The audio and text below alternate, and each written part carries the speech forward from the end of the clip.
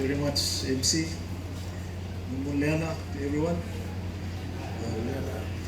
Maybe when I look around, Imi Loroviana, so let me just address a little bit Loroviana Mama. Wapinama, Pinalavata, Pinahesi, Wawitamasa, Wawinalavata, Pinahesi, Pinama Pepetai, Kualaman, Pinambatu, Baroviana, Wapinama, Pinalavata, Pavamu, and Butu, Baroviana.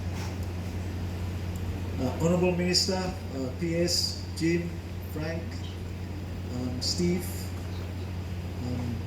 representatives from Umilo, Sam from Customs and Health, and staff of the ministry, staff of ICT, staff from the Health Department, and all of you from the industry, friends, ladies and gentlemen, Minister. My talk will probably take a little slightly different slant because I'm from here, so it's the honor and joy is actually double for me. So, Minister, it's humbling to be here today in your presence, and I am particularly pleased to welcome you to Roviana, which is my ancestral home. And abode on this occasion, which is it's important. It's an important milestone, and so congratulations, PS. You should be very proud of what you have achieved. The work of the ministry and the industry to make Noro the tuna port of tomorrow. Minister, the backdrop of where we are launching this system to truly modernize the port operations here at Noro weighs significantly on me and on my mind this morning. For me, standing on my ancestral land here, it was here, in this very place here at Noro, on this very soil, on this very real estate, where we welcome you and where we employ people from all over Solomon Islands, including many people from your constituency, Mr. Minister, is where the very first land court case in Solomon Islands occurred. And so it's not lost on me, Minister, that the disputants were also my maternal great-great-grandfather, the Roviana chief and warrior Gumi, and my paternal great-grand-auntie, Nortali. So it's with a twist of maybe fate and perhaps irony, but importantly, great pride that I stand here today. I'm proud, ministers, to see how far this place, this town, has progressed from here. With the house just down the road as you came, you pass in the house, Bloomy, to be associated with the development of this modern communication system for the management of our tuna resource. Minister, as you are very well aware, the history of development in Solomon Islands is scarred, plan de karakila, with a lot of stories how disputes have stalled investments throughout Solomon Islands. And the landmark court case between my immediate ancestors set in place, be like putting Lelbet history, the most protracted land litigation in the whole of Solomon Islands, which ironically involved my immediate mother and father's family. Yet, Minister, in spite of all these differences, in spite of all these conflicts, in spite of all these court cases and, long drawn-out underlying tensions, in spite of it, my people and my family are able to overcome all these differences and set them aside to make this region, this area, one of the most developed outside of Honiara, with the only constituency that has an international airport and an international port, but no running water. So, Mr. Minister, we are launching high technology today, but we still need some water in the community. So we might have our differences, but there's always a greater good in working for the benefit of everyone. Minister, the land where we landed on yesterday was given as a gift to the government by my paternal grandfather, Milton Talasasa, paternal granduncle, Jacob Zingihite, maternal granduncle, Willie Paya, and maternal great-granduncle, Obed Bisi. The land where the United Church headquarters is was sold to the mission by my great-great-grandfather, Chief Gumi, and Miambule, Gemu, and Vio. And so, Minister, I am very proud that I stand here today before you to continue their legacy and contribution to our country. This is a great country, Minister, and our better and brighter days are well ahead of us. And when the history of Solomon Island is written or rewritten in years to come, we'll remember them, as well as so many other people in Solomon Islands who contributed to the development of this country. We may not know them, but we know of their works and the footprints that they have left for us. Very much in the same way that all of you who have come here today, you are leaving an indelible footprint for Solomon Islands and for the future. I remember this place very well. Give me a story a little bit. Because as a child, as a little kid, maybe around 11, 12 years old, we fell as a tamna and actually fish around here for dive for clam shell. This Noro town was absolutely nothing. Noro, not even, I shouldn't have said town. It was just huge, lush, green, virgin bush. So we would come and dive for clam shells around these areas here. And when the road was built in the mid-1970s, just before independence, we used to travel from Munda to Noro in the only available transport, which was a PWD tractor driven Steve Bayo Wanto, an old man called Kwana from Sulufo, who married my aunt. The only building at the time here at Noro was a shop owned by Waisato. So he was the one actually who told the Japanese, he told Tayo Gayo Gayo, that there was a better anchorage here in the Western Solomons, and the availability was better availability of land and water. And at that time, Minister, my father, my late father, Francis Talasasa, was the president of the district council, the Western District Council. So between them, they agreed that Solomon Tuna would be relocated, Tayo would be relocated from Tulagi to Noro. So I'm actually very proud, Minister, that in the space of a single generation, we have witnessed monumental change in the development of this place as a town and the growth of the industry. In actual fact, Minister, when the company was relocated here in the mid-1970s, I used to actually spend my weekends here with an old man from Okinawa during my school holidays. And maybe it was at that time that I came to understand and appreciate the importance of the tuna industry and how significant and intertwined it was, or we were, our social and economic well-being is to the tuna resource.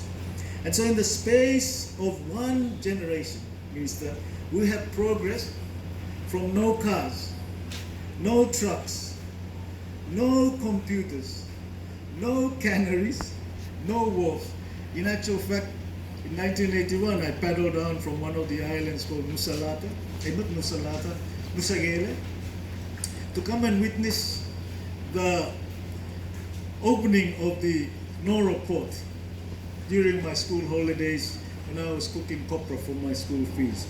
So from a generation where we had no phones, no mobile phones, no smartphones, no international ships coming to this area, we are launching today a state-of-the-art platform and system which is the first of its kind, Minister, in the region, and as the PS said, maybe one of the very few of its kind in the world. I only know Sydney Fish Market that has a fully integrated system that we have developed. So you should be very proud of your achievement and what we are doing here today. And as others have said earlier, this has been a truly collaborative effort between your officials, and I thank you so much from the depth of my heart to Steve and your team from the SIG ICT Services, the industry, and also the WCPFC Secretariat in Ponape, who provided some of the seed funding for us to do this work. And these efforts and contribution that Charlene that deserves a special mention here, and Steve and Edmund, the endeavors that you have made has been remarkable. But so has the support that so many of you have given.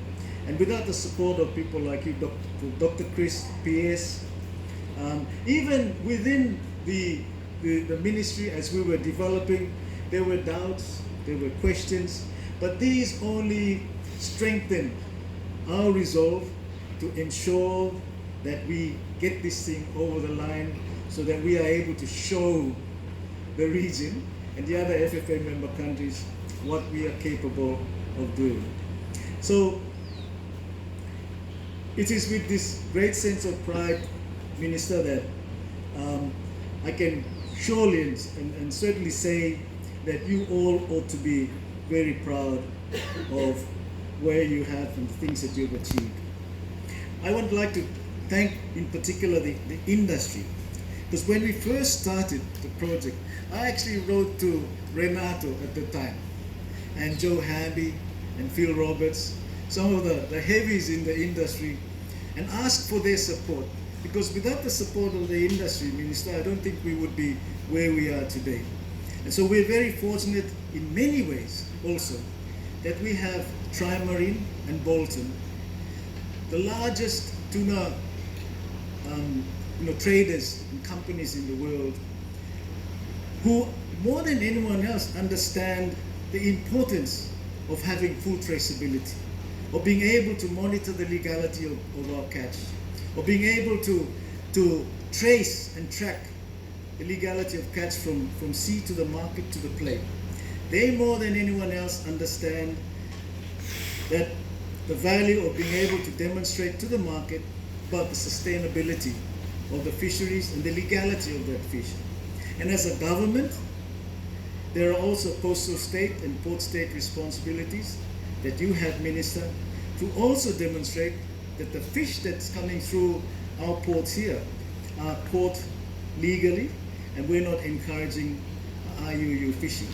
So there is actually a mutual interest between government and also industry, which is very much reflected in the platform that we are now launching today to ensure that we promote Noro as a smart port, the port of tomorrow, a port that has a transparent system of accountability and traceability, using some of the most advanced modern advances in communication technology, but more importantly, technology that is actually fit for purpose.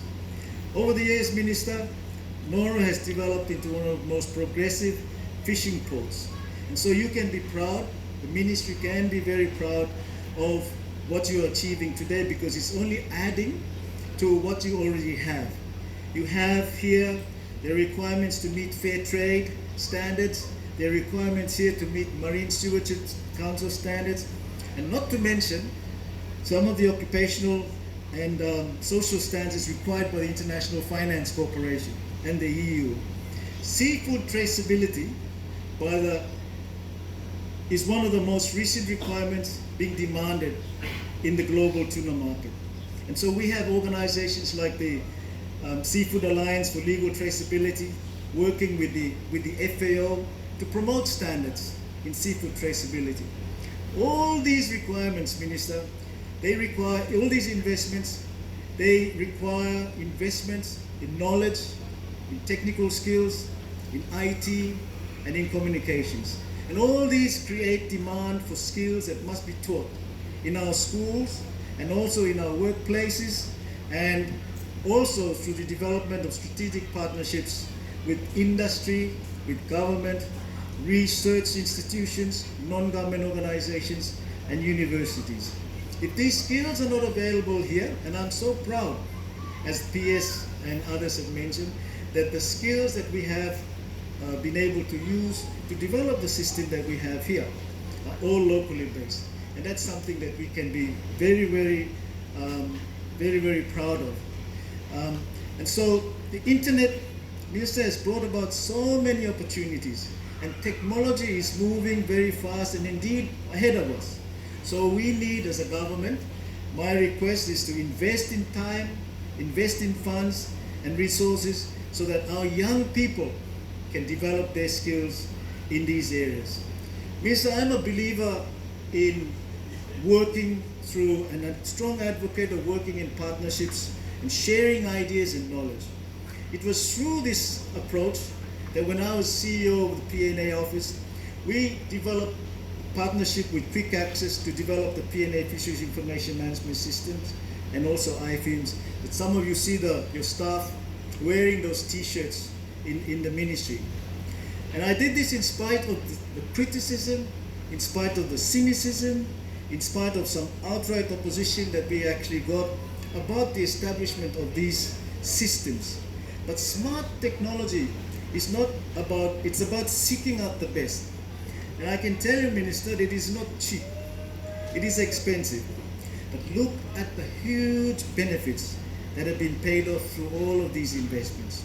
The knowledge, the skills, the intellectual horsepower that these investments in the capacity of our people to operate and manage these systems.